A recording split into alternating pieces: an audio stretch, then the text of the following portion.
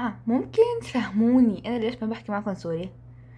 يعني يعني مثلا انا لما اجي اكتب مثلا او ارد على تعليق حدا بكتب يا بسعودي يا مصري يا يا عراقي، ما بعرف عمري ما كتبت سوري معكم، ما بعرف ليش. ممكن تفهموني ليش انا ما بحكي معكم سوري يعني.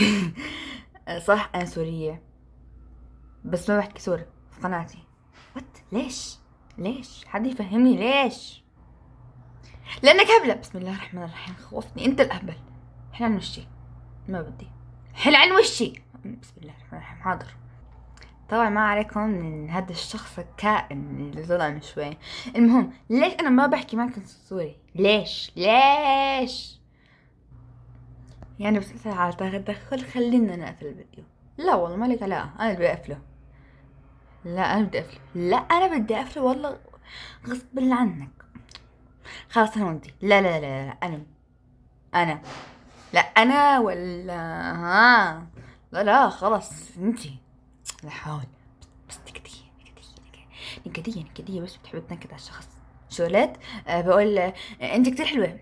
انت كتير حلوة ايوه. المهم لأن شكلنا ما راح نخلص من هذا القفز المجنون. فيب بس هيك بنكون وصلنا لنهاية الفيديو. اصلا ما بعرف ليش مسوي نهاية. المهم يلا باي، بس يلا باي.